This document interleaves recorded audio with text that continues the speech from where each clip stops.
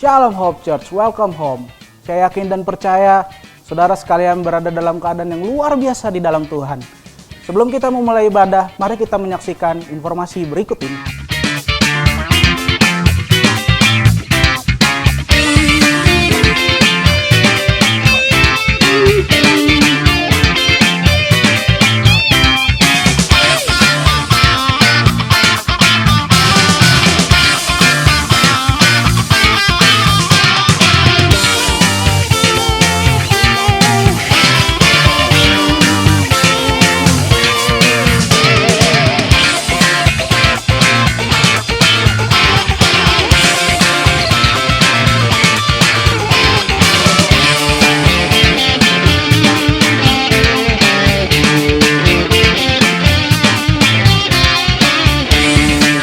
Saudara yang ingin memberikan persembahan bisa melakukannya melalui scan QR Code ataupun transfer pada layar berikut.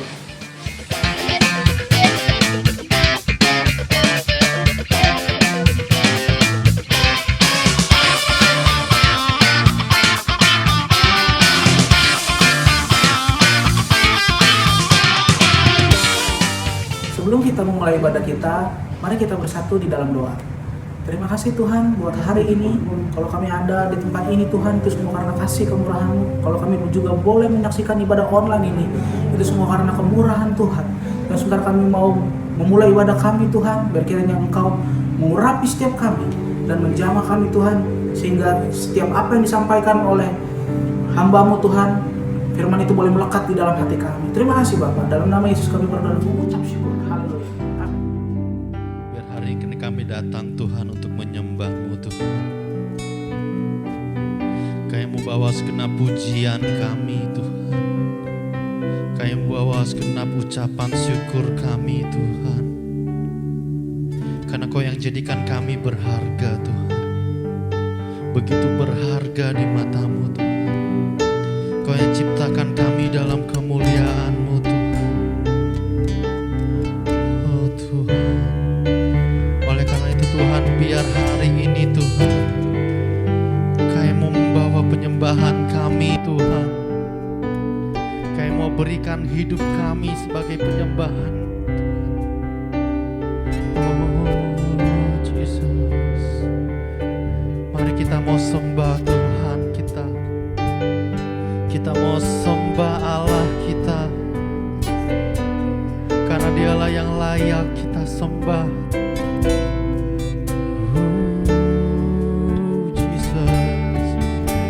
Menyembah-Mu Tuhan, kami menyembah-Mu. Jesus, ku menyembah-Mu Tuhan. Haleluya, haleluya.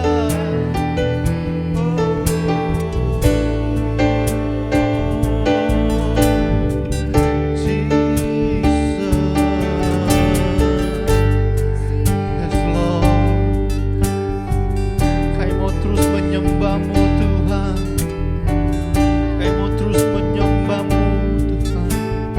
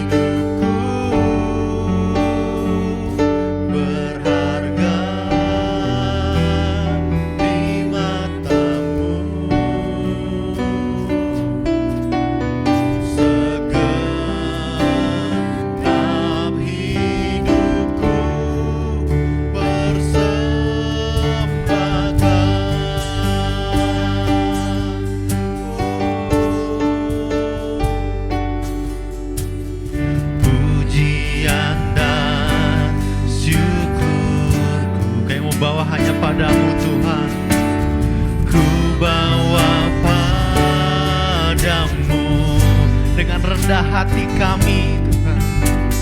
Dengan rendah hati ku persembahkan, oh Jesus. Sadar bila ku ada, semua hanya karena anugerah-Mu, hanya karena anugerah,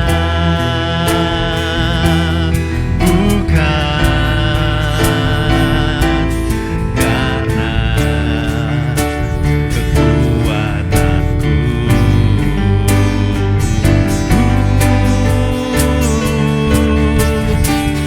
Ku tahu hidupku adalah penyembahan. Kau ciptakanku dalam kemuliaan-Mu.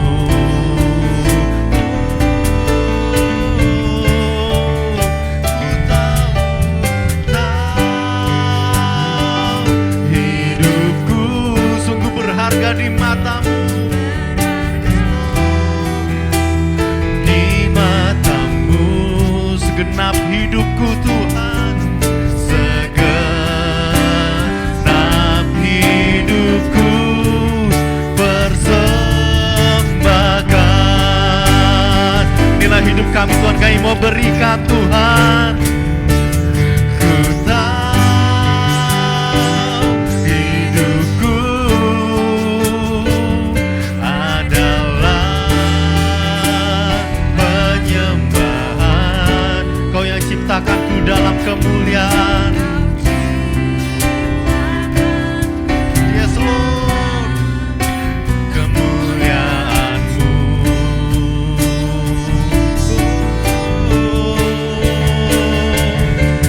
Ku tahu hidupku berharga di mata-Mu, segenap hidupku, segenap hidupku persembahkan. Oh, inilah hidup kami Tuhan. Kami mau berikan hanya bagi-Mu Tuhan, untuk memuliakan-Mu Tuhan, untuk menyenangkan-Mu Tuhan.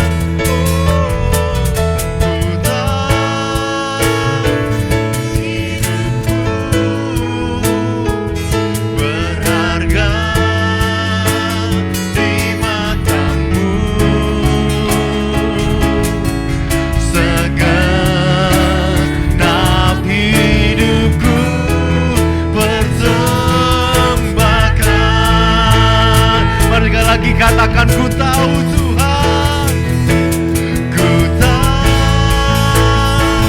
hidupku adalah penyembahan.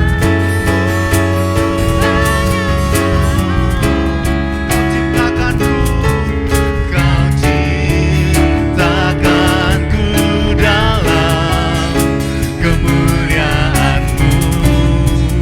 Inilah hidupku Tuhan, ku tahu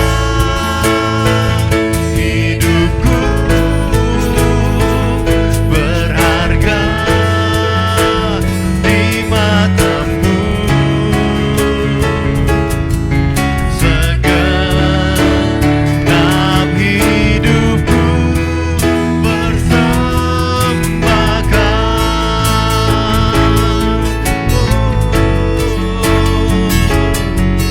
Segenap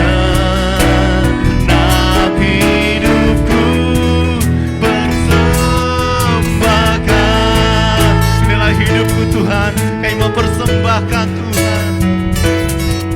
Segenap hidupku persembahkan.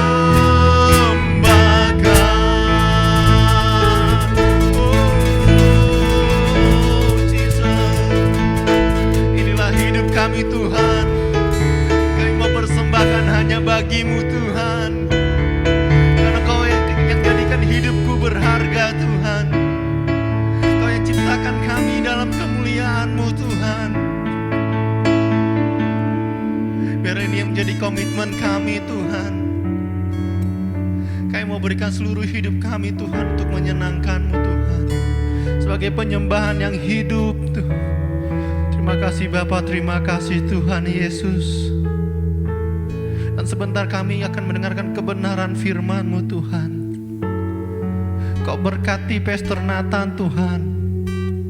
Kau berikan kekuatan Tuhan. Kau berikan hikmat-Mu Tuhan. Biar apapun Tuhan yang boleh Pastor Nathan ucapkan, yang keluar dari bibir lidahnya Tuhan, semua hanyalah kebenaran firman-Mu Tuhan.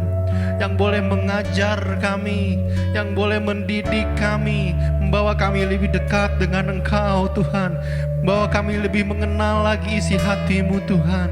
Terima kasih Bapa, terima kasih Tuhan Yesus Kristus. Dan kami siap untuk mendengarkan kebenaran firman-Mu. Dalam nama Tuhan Yesus Kristus kami sudah berdoa dan mengucap syukur. Haleluya, amin. Yes, shalom semuanya, shalom. Dan buat saudara yang mengikuti ibadah ini dari manapun, saya mengucapkan sekali lagi shalom. Kita akan lanjutkan firman Tuhan, serial kita bicara tentang murid. Supaya kita ingat lagi, karena minggu lalu kita belajar hal yang berbeda tentang Chinese culture, tentang the legend of the Chinese. Jadi ada jeda 1 minggu. Nah, saya pikir ada bagusnya kita review ulang lagi. Amanat Agung bicara tentang jadikanlah semua bangsa muridku. Jadi penting banget kita semua menjadi muridnya Tuhan, bukan cuma menjadi orang percaya ya. Tuhan mau kita semua jadi murid. Sama-sama katakan murid. Boleh lihat kanan kirinya bilang murid. Jangan lagi ada di rumah juga boleh pandang kanan kirinya. Murid. Nah, kita sudah belajar ada beberapa ciri khas atau karakteristik seorang murid.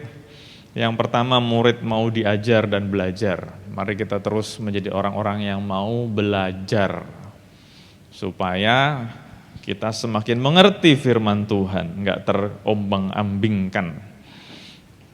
Ajarlah mereka melakukan segala sesuatu yang telah kuperintahkan kepadamu, dan ketahuilah aku menyertai kamu senantiasa sampai kepada akhir zaman. Jadi poin nomor 1, kita mesti ingat, kita menjadi murid harus menjadi orang yang mau terus belajar, baca firman Tuhan, baca firman Tuhan. 2, murid adalah pengikut yang berkomitmen. Setiap orang yang mengikut aku, ia harus menyangkal dirinya, memikul salibnya dan mengikut aku. Jadi poin nomor 2 saya kasih judul pengikut yang memiliki komitmen, nggak cuman senang-senang doang, hehe, haleluya, haleluya gitu ya. Nggak happy ya, happy ya doang. Tapi dalam keadaan yang kurang menguntungkan, dalam keadaan yang kurang enak, kita tetap mau setia sama Tuhan. Sama-sama katakan, setia. Yes.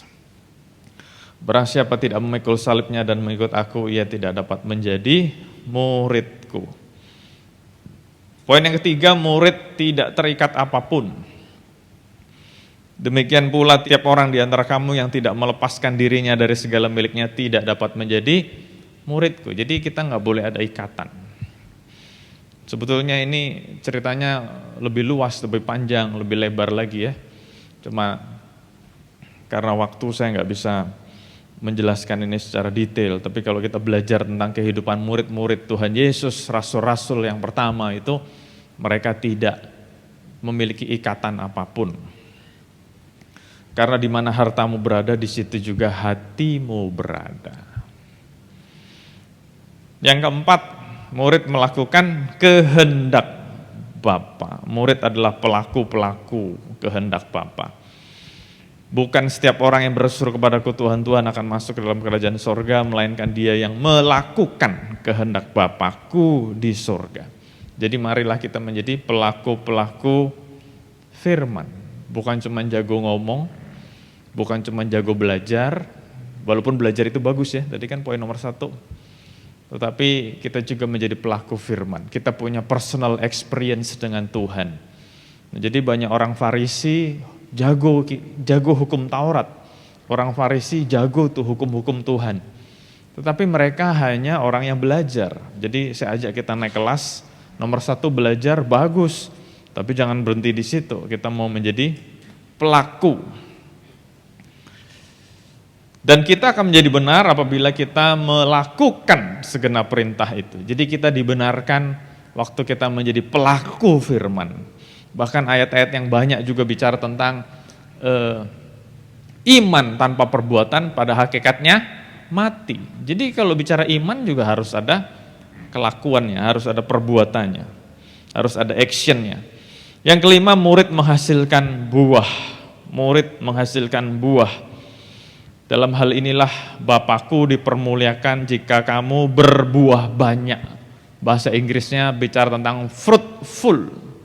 Bahasa dunia sekuler berbicara tentang produktif. Jadi menjadi murid Tuhan kita harus menjadi orang yang berbuah, menjadi orang-orang yang produktif, menjadi orang-orang yang menjadi berkat buat banyak orang. Yang keenam, murid saling mengasihi.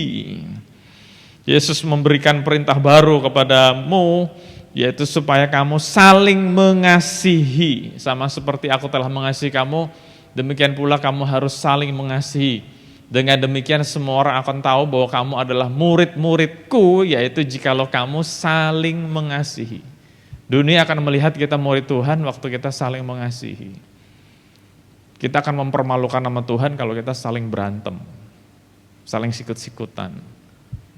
Nah, dunia akan melihat, wah itu murid Tuhan tuh, waktu kita saling mengasihi. Oke, 1, 2, 3, 4, 5, 6. Hari ini yang ke-7. Yang ke-7. Nah biasanya setelah poin saya kasih judul. Tapi yang ke-7 saya nggak mau buru-buru kasih judul. Karena saya mau saudara-saudara melihat beberapa gambar dulu. What do you have in your mind when you see these pictures? Apa yang ada di pikiran saudara waktu saudara melihat gambar-gambar ini? Ya, siap-siap lihat gambar-gambar ini. What do you have in your mind when you see these pictures? Siap lihat gambar? Siap? Yang siap katakan yes. Mantap. Jadi saya mau, saudara jangan membacanya, nanti kalau ada tulisannya jangan dibaca, tapi yang saudara lihat itu di pikiran saudara apa gitu ya. Oke? Apa yang di pikiran saudara? Ayam, lapar, makan, apa lagi? Apa lagi? what you have in your mind when you see this picture. Kalau ini ngomong ayam, kalau ini apa? KFC, apa lagi? Ngemil, waduh mantap. Ngemilnya KFC, hebat. Beli sundae, oh ada sundae. Oke. Kalau ini? What you have in your mind when you see this picture. Salad. Interesting. Apa? Pasta. Lucu ya, ingatnya salad pasta. Padahal yang dijual utamanya lain. Hebat juga. Hebat juga. Nah kalau ini? Apa? Sepatu. Just do it. Oh ya itu just do it. Just do it. Mahal. Nah ini keren nih. Mahal. Apa lagi? Kalau ngeliat ini?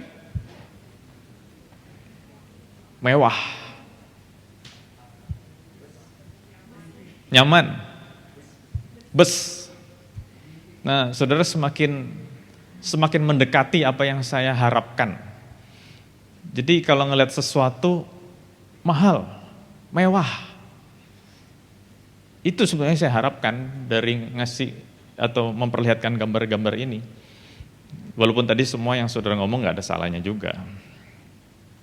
Kalau ini, eksklusif, nah ini keren. Apalagi? Sultan, boros baterai. Ya gak apa-apa, coba ngomong terus. Boros baterai. Ini ada beberapa logo, sebagian sudah saya tunjukin, sebagian belum. Itu ada Starbucks. Kalau saudara ngelihat logo Starbucks, apa yang ada di pikiran saudara? Kopi mahal, apa? Americano. Tadi ada Nike, ada Adidas, ada Guess. Kalau ngelihat Guess apa?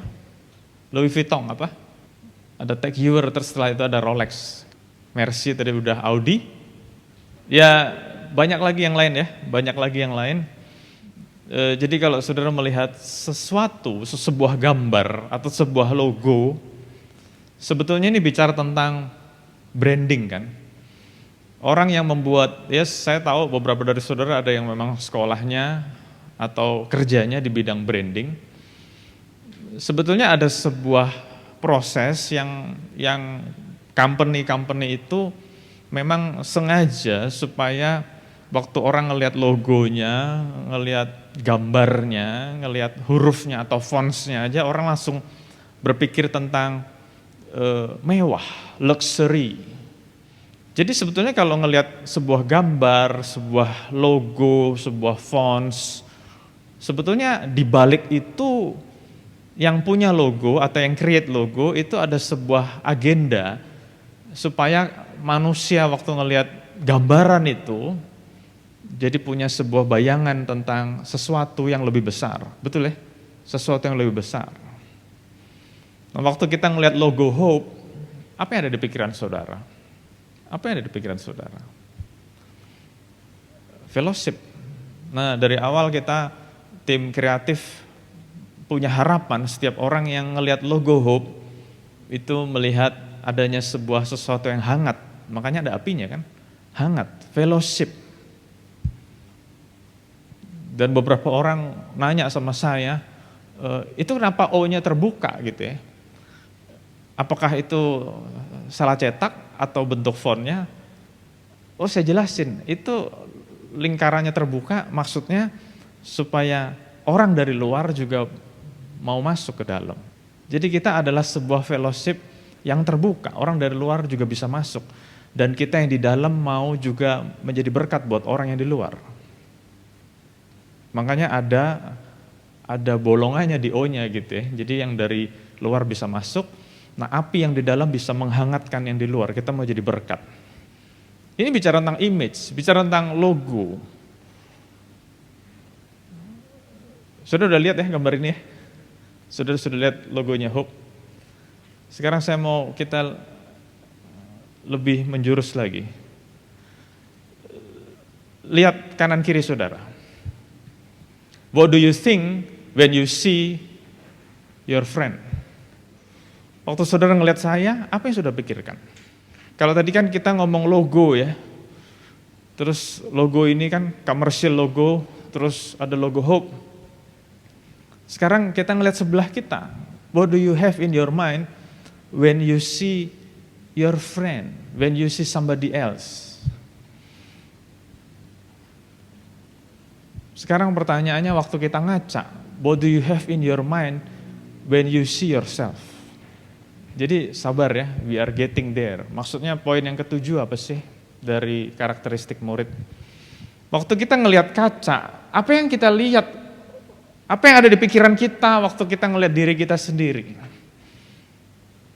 Waktu saya ngelihat YouTube, saya ngelihat diri saya sendiri lagi di syuting sama Daniel. Saya mikir, apa yang saya pikirkan di situ? Apa yang saya lihat? Jadi saya mau saudara mulai berpikir lebih serius daripada cuma ngelihat logo, ngelihat gambar dan sebagainya. Waktu saudara melihat diri saudara sendiri, what do you have in your mind? Waktu saudara ngaca, saudara bilang, loser. Aduh kacau banget, masa ngelihat diri sendiri loser? Tapi saya mau sampaikan ke saudara, ini terjadi loh, ada orang yang menganggap dirinya sendiri loser. Ada orang yang menganggap dirinya sendiri adalah disappointment, kekecewaan. Ada orang yang menganggap dirinya sendiri adalah trouble. That's the fact. Sedih memang, but that's the fact. So, what do you have in your mind when you see yourself?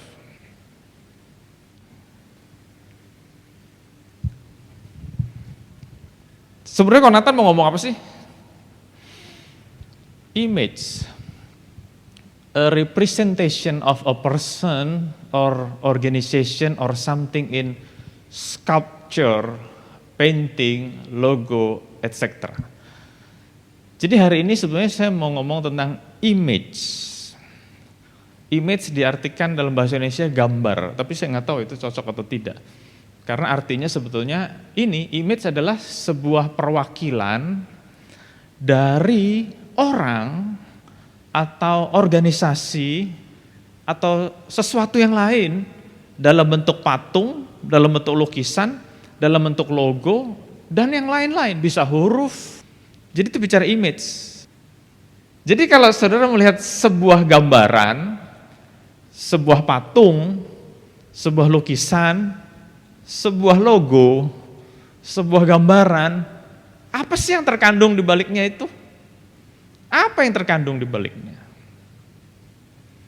Jadi kalau saya mau kembali lagi kepada gambar yang tadi, waktu saudara ngelihat cermin, what do you have in your mind when you see yourself?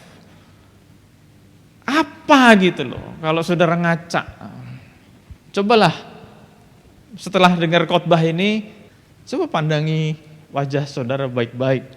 Terus pikir, when you see yourself through the mirror,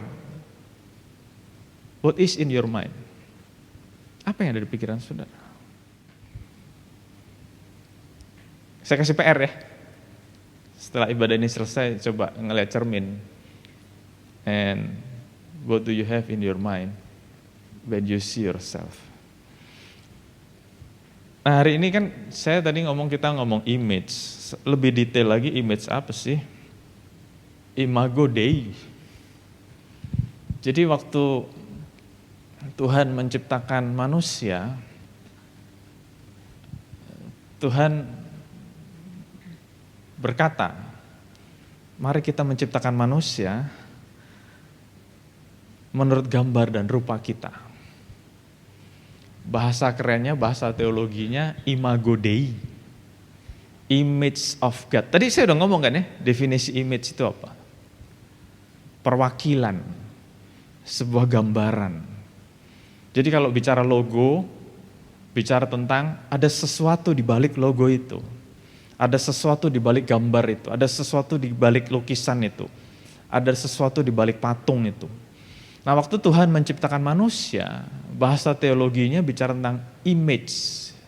Yang tadi penjelasannya. Jadi harapan Tuhan waktu menciptakan manusia, seluruh makhluk di muka bumi ini waktu ngelihat manusia, mereka melihat Tuhan. Sampai sini ngerti? Jadi waktu Tuhan menciptakan manusia, mari kita menjadikan manusia ini segambar dan serupa. Bahasa Inggrisnya image and likeness of God.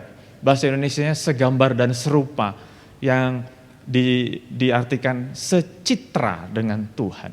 Jadi harapan Tuhan waktu menciptakan manusia, makhluk-makhluk yang lain melihat, wah, ini loh gambaran Tuhan. Nah, kembali ke logo-logo tadi. Misalnya kita ada yang gak suka dengan sebuah company. Jadi saya ajak kita mundur sedikit. Misalnya kita ada yang gak suka dengan sebuah company. Company-nya udah besar. Contohnya Apple, ya. Contohnya Apple. Kan banyak orang gak suka sama Apple. Ya kan? Saudara bisa gak ngelawan Apple? Gak bisa. Itu sudah beyond your capacity. Saudara udah gak bisa melawan Apple. Tapi apa yang saudara rusak supaya orang jadi gak suka sama Apple? Apa yang saudara rusak? Image Apple. Ini saya ngomong begini bukan karena saya pencinta Apple ya. Contoh aja. Waktu orang tidak menyukai Apple, dia tidak bisa merusak Apple. Kenapa? Itu sudah terlalu besar. Tapi yang orang berusaha rusak apanya? Image-nya. Jadi waktu orang ngomongin Apple, ya ada yang ngomong kayak tadi ya, kayak Andreas, boros baterainya. Ada yang ngomong mahal. Tujuannya apa? Supaya orang jadi nggak suka sama Apple. Tapi orang tidak bisa melawan Apple. Yang bisa dilawan, yang bisa dirusak, yang bisa diganggu, image-nya. Ya saya tidak dalam agenda untuk menjelek-jelekan itu tadi ya, ini sebuah ilustrasi. Nah, iblis tidak bisa melawan Tuhan. Iblis tidak bisa mengalahkan Tuhan. Karena Tuhan begitu besar, begitu dahsyat, begitu luar biasa. Sama dengan yang tadi saya cerita. Apa yang dilakukan iblis? Iblis berusaha merusak image Tuhannya. Jadi yang dirusak oleh iblis image-nya. Siapa image of God? Kita. Makanya kita mesti hati-hati, kita menjadi sasaran tembaknya iblis. Karena label kita, judul kita, image of God. Iblis gak mungkin mengalahkan Tuhan. Tetapi yang iblis mau rusak adalah image-nya Tuhan. Makanya iblis pengen banget ngerusak kita. Ngerti sampai sini, saudara? Baiklah kita menjadikan manusia menurut gambar dan rupa kita. Bahasa Inggrisnya, let us make man in our image after our likeness. Jadi poin yang ketujuh dari karakteristik murid adalah murid menjadi seperti Yesus. Keserupaan dengan Yesus Kristus. Sudah sering saya ngomong, waktu Yesus lahir di muka bumi ini, tujuannya bukan cuman mati di kayu salib buat menebus kita. Saya ulang sekali lagi ya, tujuan Tuhan Yesus lahir di muka bumi ini bukan cuman supaya nanti akhirnya mati di kayu salib menebus seluruh umat manusia. Tujuannya nggak cuman itu, tetapi tujuannya untuk memberi teladan. Kan manusia sudah rusak nih, image of God sudah rusak. Gara-gara kejatuhan Adam dan Hawa, image of God sudah rusak. Nah, bagaimana supaya manusia ingat panggilan awalnya? Ini saya hati-hati ngomongnya supaya saudara nangkep. Panggilan awal manusia menjadi serupa dengan Tuhan. Nah, jadi waktu manusia rusak, manusia lupa panggilan awalnya. Nah, Tuhan Yesus lahir di muka bumi. Dan Tuhan Yesus ingat bukan cuma buat mati, tapi supaya dunia melihat ini loh kamu ya, harus jadi sama seperti aku. Nah makanya penting banget kita mempelajari siapa Tuhan Yesus itu, supaya kita bisa meneladani. Beberapa tahun lalu saya pernah khotbah, memang belum di YouTube karena zaman itu kan belum zaman online. Waktu Tuhan melihat manusia jatuh dalam dosa, bagaimana cara Tuhan untuk mengembalikan manusia kepada habitatnya, kepada grand design-nya? Tuhan ngasih hukum, namanya hukum Taurat. Des. Ternyata semakin dikasih hukum, manusia semakin bingung. Terus memasuki perjanjian baru, kita belajar di Alkitab, Tuhan berpikir enggak bisa nih, manusia dikasih hukum doang enggak bisa. Manusia harus dikasih yang namanya keteladanan. Jadi memang pada dasarnya manusia harus bisa meniru seseorang. Oh jadi mestinya kayak gitu ya. Oh jadinya mesti kayak gitu ya. Makanya Tuhan Yesus lahir di muka bumi. Supaya manusia bisa ngelihat, kita mestinya hidup kayak gitu loh. Untuk jadi kembali image of God, oh kayak gitu. Nah kembali ke tema hari ini, bicara tentang poin yang ketujuh dari karakteristik murid. Saya harap this is a simple sermon, ini khotbah yang sederhana. Tetapi saya mau kita bukan cuma dengar, tapi sungguh terimpartasi. Poin yang ketujuh, cara jati diri atau karakteristik seorang murid adalah kita menjadi serupa dengan Kristus. Sifatnya, karakternya, bukan fisiknya ya. Banyak orang berpikir, oh kalau gitu gue gondrong dong, Tuhan Yesus gondrong. By the way, how do you know Tuhan Yesus gondrong? Itu kan gambar-gambar dibikin manusia yang hidupnya sudah tidak pernah ketemu Tuhan Yesus secara langsung. Jadi itu sebenarnya dipertanyakan, Tuhan Yesus matanya biru, rambutnya gondrong, pirang. Itu dipertanyakan, kenapa? Karena yang menggambar Tuhan Yesus itu kan orang-orang Roma. Orang-orang dunia barat. Padahal Tuhan Yesus bukan berasal dari suku Kaukasoid. Bukan dari bangsa Arya. Tuhan Yesus adalah seorang Yahudi, bahkan dikatakan dia adalah dari Galilea.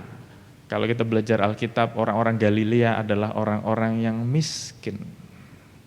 Bahkan kitab Yesaya berkata, ngelihat wajahnya pun kamu tidak akan tertarik. Pernah baca ayatnya?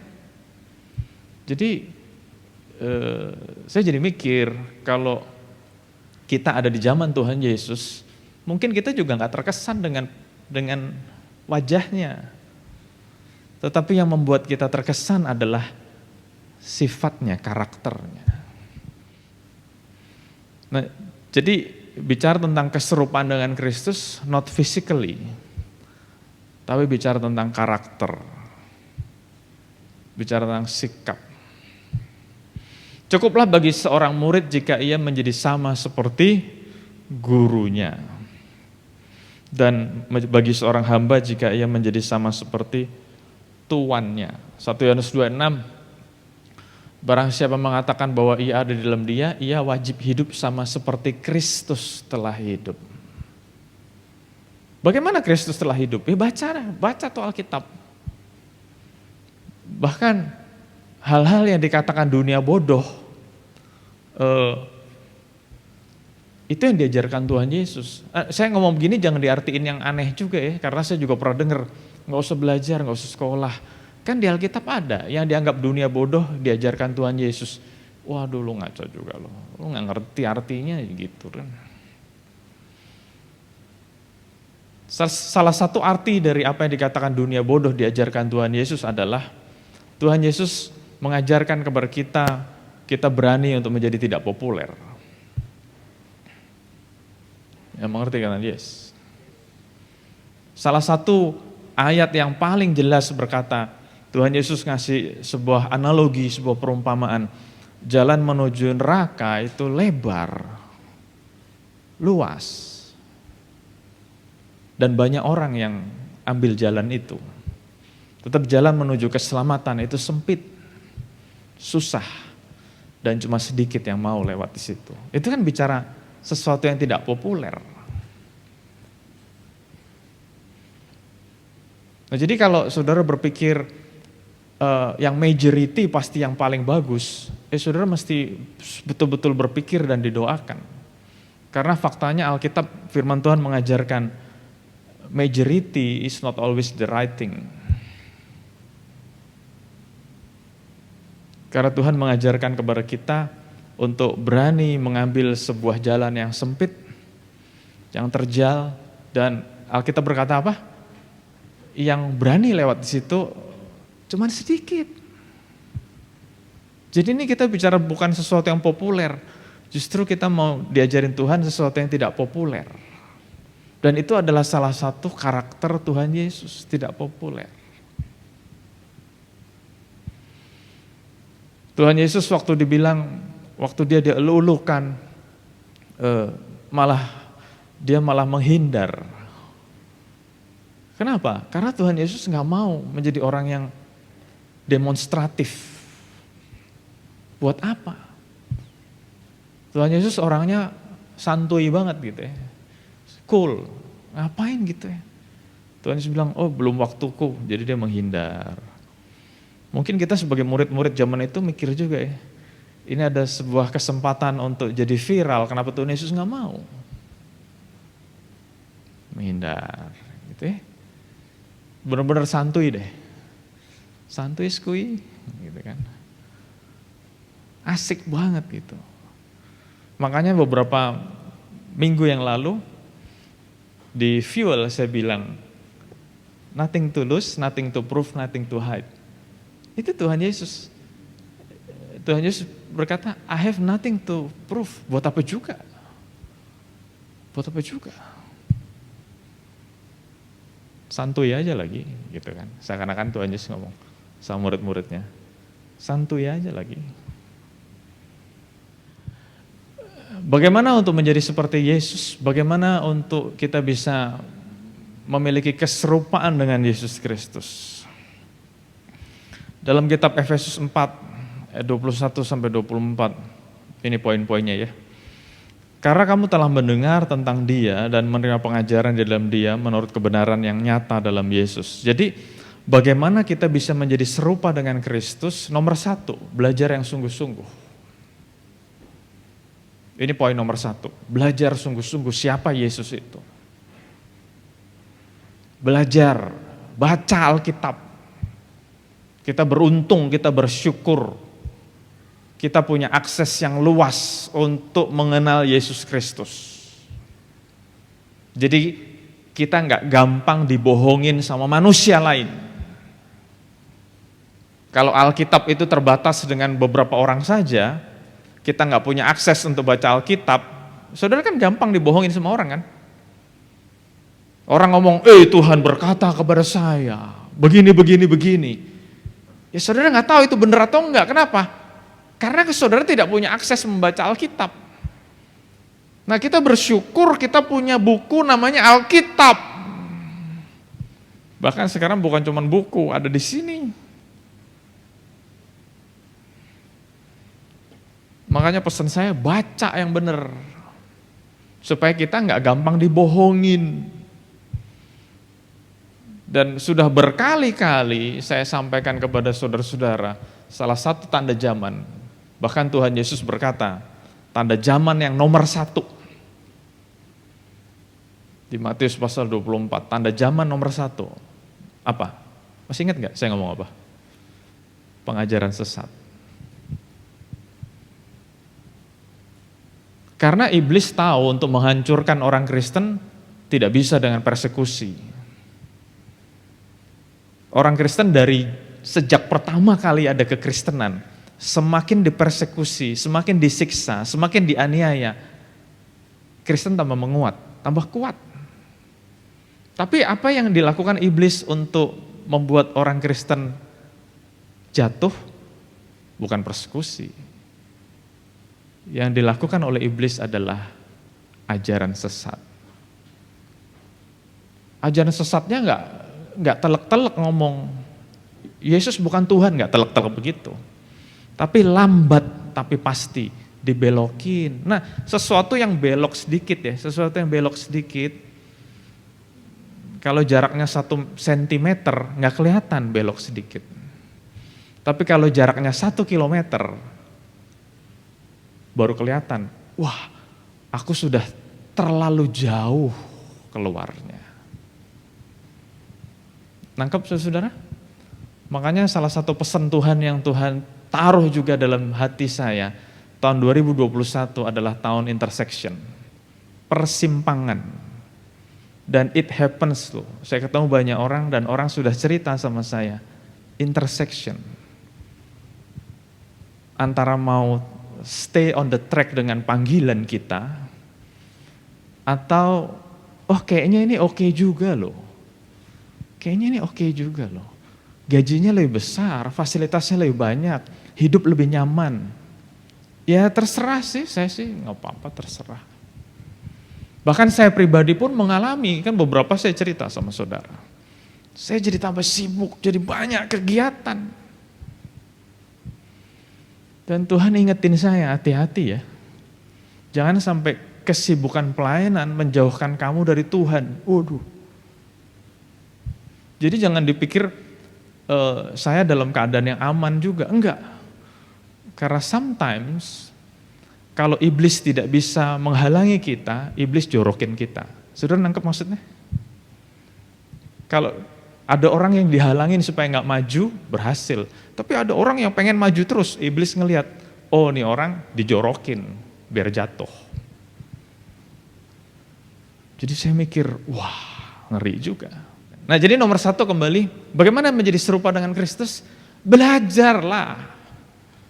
Belajar sendiri, terus juga makanya saya mau terus berusaha, mau terus memastikan apapun yang saya ajarkan, yang saya khotbahkan adalah kebenaran. Makin sungguh-sungguh belajar, supaya nggak miring ke kanan ke kiri. Belajar sungguh-sungguh. Nomor 1, belajar. Nomor 2, bagaimana menjadi serupa dengan Kristus? Yaitu bahwa kamu berhubung dengan kehidupan kamu yang dahulu harus menanggalkan manusia lama yang menemui kebinasaannya oleh nafsunya yang menyesatkan.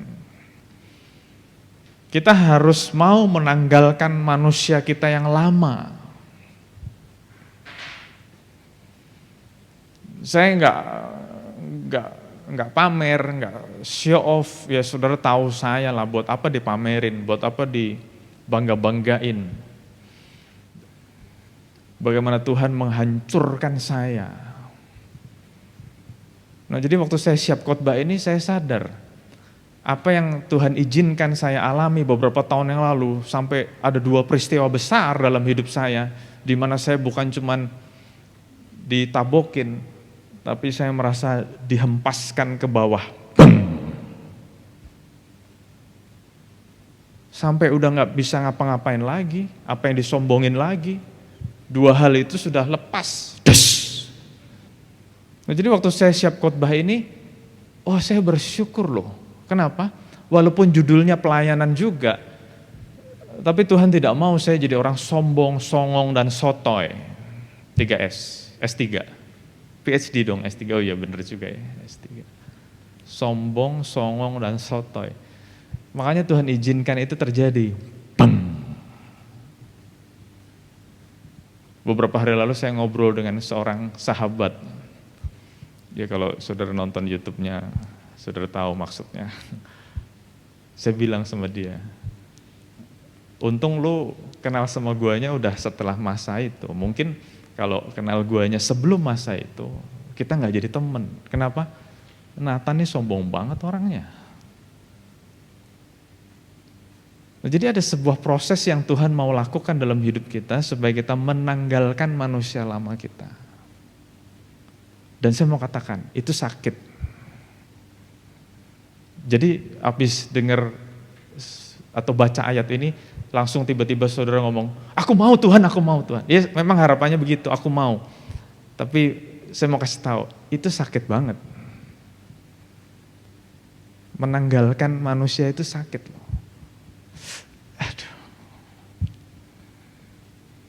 Makanya ada hubungannya dengan poin nomor berapa itu? Memikul salib, menyangkal diri. Jadi poin nomor 2, bagaimana menjadi serupa dengan Kristus? Nomor 1, belajar. Nomor 2, kita mau menanggalkan manusia yang lama. Apapun itu. Nomor 3, kita mau dibaharui roh dan pikiran kita. Karena harus diakui dunia psikologi juga mengakui bahwa motornya manusia itu ada dalam roh dan pikirannya. Bahkan ada beberapa quote yang mengatakan you are what you think. Kamu adalah apa yang kamu pikirkan. Jadi kalau pikiran kita, operating system kita masih corrupted, apapun yang kita lakukan ya pasti hasilnya jelek. Orang kalau matre, ya pikirannya matre terus, duit aja terus. Jadi dengar khotbah apa yang dipikirin duit, dengar khotbah berkat yang dipikirin duit. Padahal saya udah pernah khotbahin juga, berkat itu nggak selalu ngomong duit loh. Tapi gara-gara matre yang khotbah udah bener, tapi pikiran pendengar nih masih corrupted, operating systemnya corrupted. Jadi waktu dengar ngomong berkat, wih duit, yes. Padahal yang khotbah nggak ngomong duit. Makanya pikirannya nih harus diperbaharui. Rohnya harus diperbaharui. Supaya lama-lama menjadi seperti Kristus. Jadi kalau ngomong pikiran, operating system, kalau ngomong roh, your inner being. Jadi manusia yang terdalam kita tuh inner being kita ya roh kita. Roh kita harus diperbaharui. Roh kita harus semakin manunggal dengan Tuhan. Jadi kalau pikiran bicara tentang logika, roh itu bicara tentang spiritual. Makin manunggal sama Tuhan. Makin erat dengan Tuhan. Jadi nomor 1 belajar. Nomor 2 menanggalkan manusia lama. Sebelum saudara mengalami breakthrough, izinkan Tuhan break you. Itu udah saya sering ngomong ya. Jadi kalau saudara masih mempertahankan manusia lama, nomor 2, firman Tuhan ngajarin, saudara tidak akan mengalami breakthrough. Karena manusia lama saudara masih saudara pertahankan. So, I'm looking forward, saya sungguh-sungguh menantikan dalam tahun ini atau mungkin tahun-tahun yang akan datang, saudara-saudara semua punya kehidupan yang diubahkan Tuhan. Saya ngomong diubahkan Tuhan bukan jadi kaya raya ya, itu kan kalau orang matre pikirannya gitu, jadi kaya raya. Diubahkan Tuhan, saudara menjadi manusia rohani yang lebih kuat, lebih dewasa.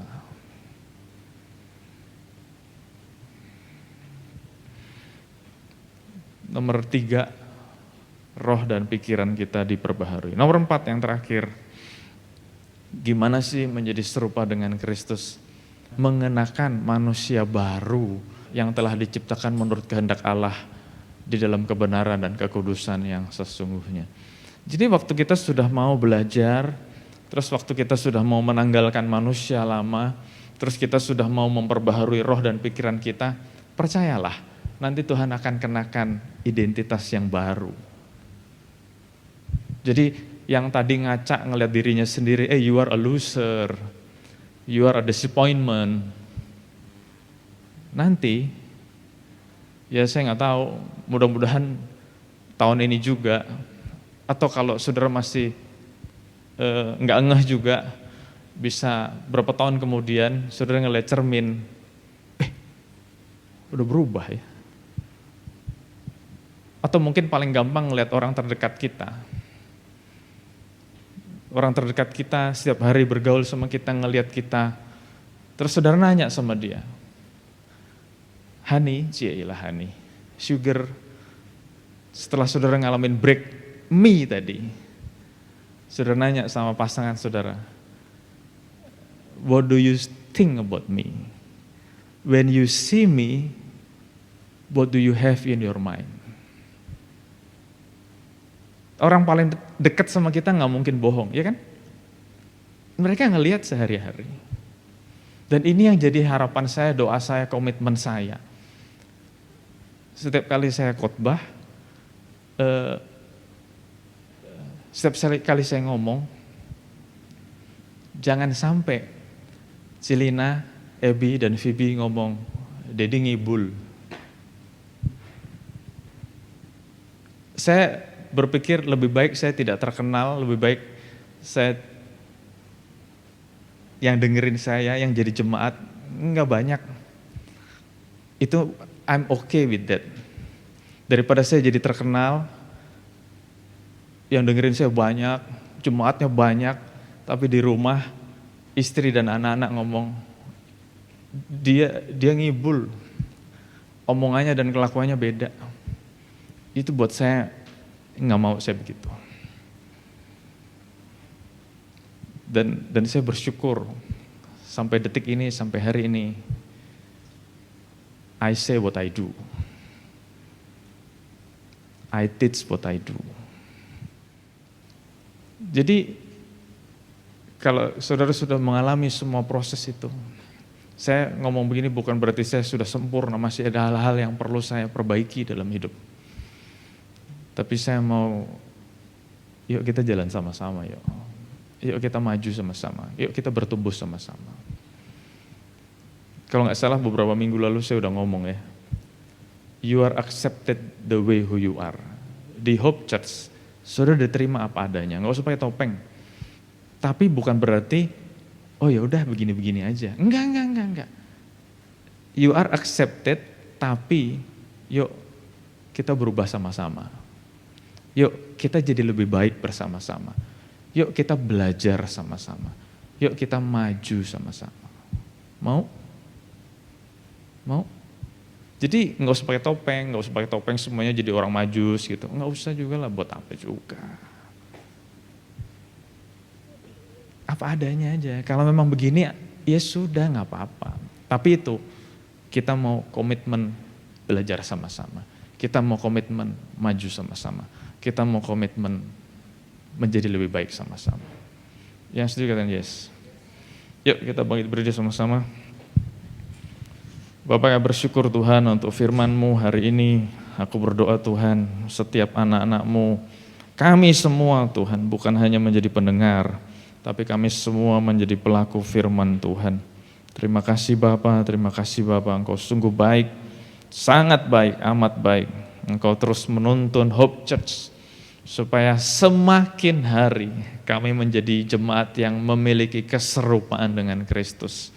Sehingga akhirnya waktu Engkau datang menjemput kami nanti, kami penuh dengan kemuliaan Tuhan. Terima kasih Bapak, kami bersyukur Tuhan, Engkau berkati setiap kami Tuhan, baik hamba-Mu yang sudah Engkau pakai untuk berbicara, tetapi juga buat setiap kami yang sudah mendengar. Kami bukan hanya jago ngomong, bukan hanya mau belajar, tapi kami mau menjadi pelaku-pelaku firman itu. Terima kasih Tuhan, sekali lagi Tuhan Kau berkati setiap anak-anak-Mu yang sudah hadir, bahkan yang sudah mengikuti ibadah ini, dari manapun mereka berada. Buat anak-anak-Mu yang sudah melayani dalam ibadah ini, Engkau juga berkati Tuhan, berkati. Setiap apapun yang kami lakukan tidak pernah sia-sia. Terima kasih Bapa, dan sebelum kami berpisah, biar Engkau sendiri yang mencurahkan berkat-Mu yang berlimpah-limpah. Berkati dalam nama Allah Bapa, dalam berkat kasih anugerah dari Tuhan kita Yesus Kristus, dan persekutuan dengan Roh Kudus yang terus memimpin, meneguhkan, menguatkan kita, ada selalu bersama dan kita mulai saat sekarang ini, bahkan sampai selama-lamanya. Dan kita yang diberkati Tuhan sama-sama katakan, amin. Tuhan Yesus berkati. Happy Sunday.